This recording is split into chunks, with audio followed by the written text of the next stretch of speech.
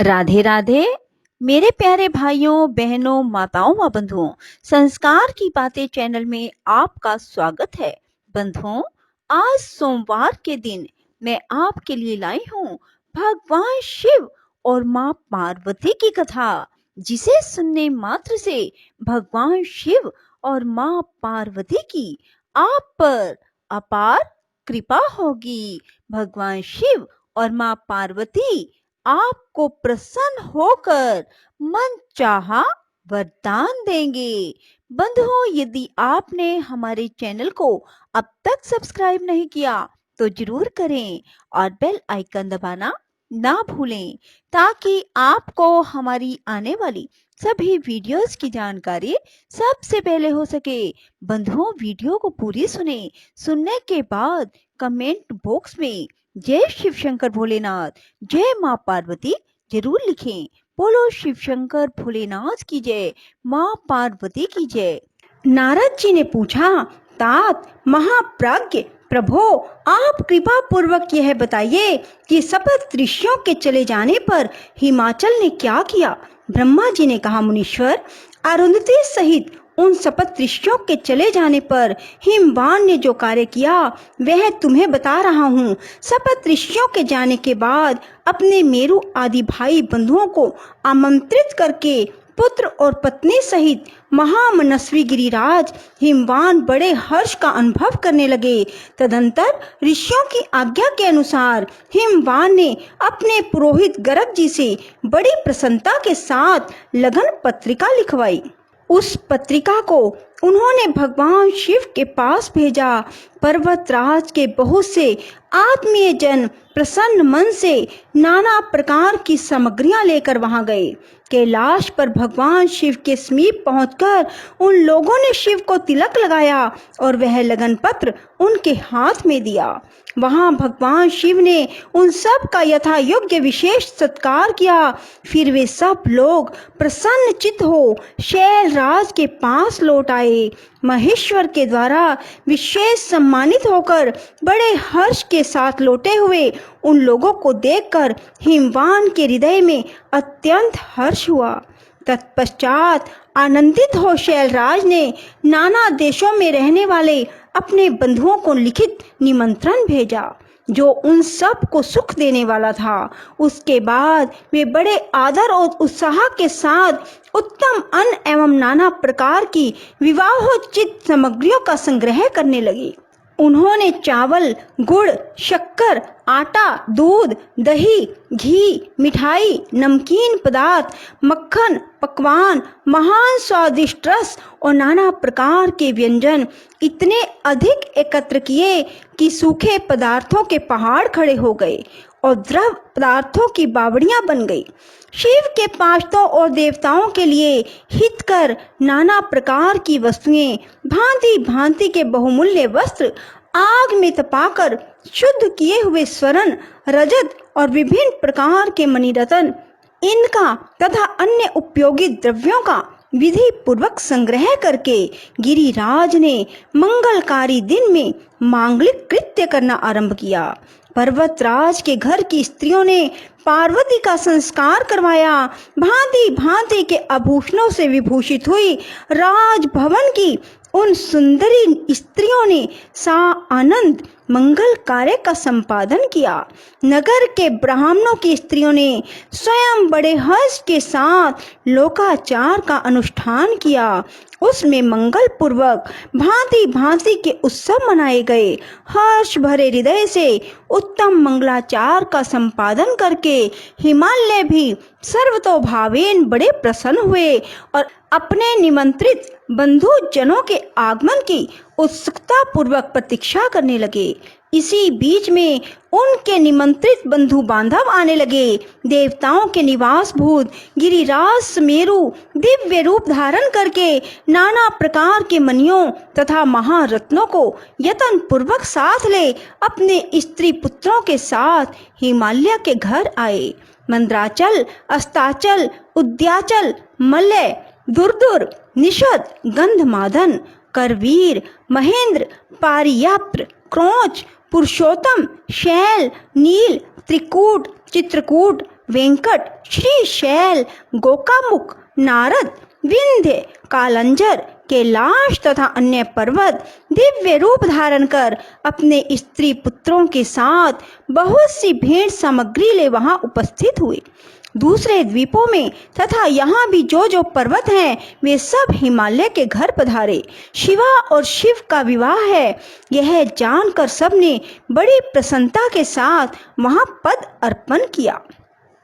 सोनभद्र आदि नद और संपूर्ण नदियां दिव्य नर नारियों के रूप धारण कर नाना प्रकार के अलंकारों से अलंकृत हो शिव पार्वती का विवाह देखने के लिए आए।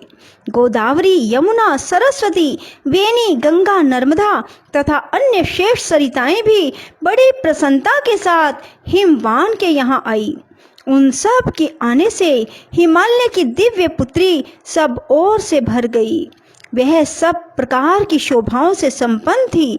बड़े बड़े उत्सव हो रहे थे, ध्वजा पताकाएं फहरा रही थी, बंधनवारों से उसकी शोभा होती थी। चारों ओर चंदोवे तने होने से वहां सूर्य का दर्शन नहीं होता था। भांति भांति की नीली, पीली आदि प्रभा उस पुरी की शोभा बढ़ाती थी। हिमालय ने भी बड़ी प्रसन्नता के साथ अपने यहाँ पधारे हुए सभी स्त्री पुरुषों का यथा योग्य आदर सत्कार किया और सबको अलग अलग सुंदर स्थानों में ठहराया। अनेक अनेक उपयुक्त सामग्री देकर उनको पूर्ण संतुष्ट किया।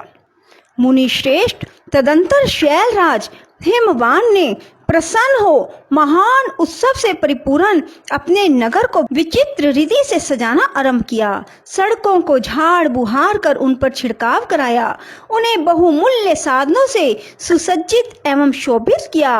प्रत्येक घर के दरवाजे पर केले आदि मांगलिक वृक्ष लगवाए, उन्हें मांगलिक द्रव्य से संयुक्त किया। आंगन को केले के खंभों से सजाया, रेशम की डोरों में आम के पल्लव बांधकर बंधन वारें बनाई गई, उन्हें उन खंभों के चारों ओर लगवा दिया। मालती के फूलों की मालाएं उसके सब और लटका दी गई। सुंदर तोरणों से वह आंगन का भाग अत्यंत प्रकाशमान जान पड़ता था। चारों दिशाओं में मंगल सूचक शुभ द्रव्य रखे गए थे जो उस प्रांगण की शोभा बढ़ा रहे थे। इसी प्रकार अत्यंत प्रसन्नता से भरे हुए गिरिराज हिमवान ने महान प्रभावशाली गर्ग मुनि को आगे करके अपनी पुत्री के लिए प्रस्तुत करने योग्य सारा उत्तम मंगल कार्य संपन्न किया। उन्होंने विश्वकर्मा को बुलाकर आदर पूर्वक एक मंडप बनवाया जिसका विस्तार बहुत अधिक था। वेदी आदि के कारण वह मंडप बहुत मनोहर जान पड़ता था। देवऋषि वह मंडप कई योजन विस्तृत था, अनेक शुभ लक्षणों से युक्त तथा नाना प्रकार के आश्चर्यों से परिपूर्ण था। वहां स्थावर और जंगम सभी वस्तुएं कृत्रिम बनी थी, परंतु असली वस्तुओं के समान प्रतीत होती थी। उनसे उस मंडप की मनोहरता बढ़ गई थी। वहां सब और ऐसी वस्तुएं थी जो उस मंडप का सर्वस्व जान पड़ती थी। नाना प्रकार की निराली वस्तुओं का चमत्कार वहां छा रहा था। वहां की स्थावर वस्तुओं से जंगम और जंगम वस्तुओं से स्थावर पराजित हो रहे थे, अर्थात वे एक दूसरे से बढ़कर शोभाशाली और चमत्कार पूर्ण दिखाई देते थे।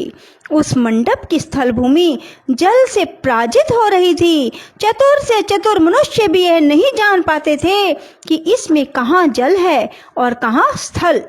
कहीं कृत्रिम सिंह बने थे और कहीं सारसों की पंक्तियां, कहीं बनावटी मोर थे जो अपनी सुंदरता से मन को मोह लेते थे, कहीं कृत्रिम स्त्रियां थीं जो पुरुषों के साथ नृत्य करती हुई देखी जाती थी।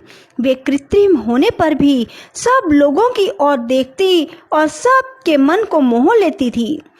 इसी विधि से मनोहर द्वारपाल बने थे जो स्थावर होने पर भी जंगमों के समान जान पड़ते थे। वे अपने हाथों से धनुष उठाकर उन्हें खींचते देखे जाते थे। द्वार पर कृत्रिम महालक्ष्मी खड़ी थी जिनकी रचना अद्भुत थी। वह समस्त शुभ लक्षणों से संयुक्त दिखाई देती थी। उन्हें देखकर ऐसा जान पड़ता था मानो क्षीर सागर से साक्षात लक्ष्मी आ गई हो। उस मंडप में स्थान स्थान पर सजे सजाए कृत्रिम हाथी खड़े किए गए थे। जो असली हाथियों के समान ही प्रतीत होते थे। घुड़सवारों सहित घोड़े और हाथी सवारों सहित हाथी बनाए गए। जहां तहां रथियों सहित रथ बने थे जो कृत्रिम अश्वों से खींचे जाते थे। उन्हें देखकर लोगों को बड़ा आश्चर्य होता था। उनके सिवा दूसरे कृत्रिम वाहन भी वहां खड़े थे। पैदल सिपाहियों की कृत्रिम सेना भी वहां मौजूद थी।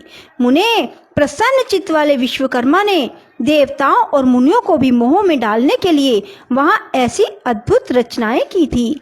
मंडप के सबसे बड़े फाटक पर कृत्रिम नंदी खड़ा था जो शुद्ध स्फटिक मणि के समान उज्जवल कांति से सुशोभित होता था। भगवान शिव के वाहन नंदी की जैसी आकृति है ठीक वैसा ही वह था। उस कृत्रिम नंदी के ऊपर रतन विभूषित महादिव्य पुष्पक शोभा पाता था जो पल्लवों और श्वेत चामरों से सजाया गया था। उसके वाम पार्श्व में 2 कृत्रिम हाथी खड़े थे जिनका रंग विशुद्ध केसर के समान था। वे 4 दांत वाले बनाए गए थे और 60 वर्ष के पाठों के समान दिखते थे। वे परस्पर स्नेह करते से प्रतीत होते थे। उनमें बड़ी चमक थी। इस प्रकार सूर्य के समान अत्यंत प्रकाशमान 2 दिव्य अश्व भी विश्वकर्मा ने बनाए थे। विश्वकर्मा ने भगवान शिव की प्रसन्नता के लिए ऐसी अद्भुत रचना की जो परम उज्जवल होने के साथ ही साक्षात महादेव जी को भी आश्चर्य में डालने वाली थी। इस प्रकार यह सारा लौकिक व्यवहार करके हिमाचल बड़ी प्रसन्नता के साथ भगवान शंभू के शुभ आगमन की प्रतीक्षा करने लगे। बोलो शिव शंकर भोलेनाथ की जय। राधे राधे। जय श्री कृष्णा। बंधुओं, यदि आपको हमारी वीडियो पसंद आए तो इसे लाइक करें और शेयर भी जरूर करें। धन्यवाद।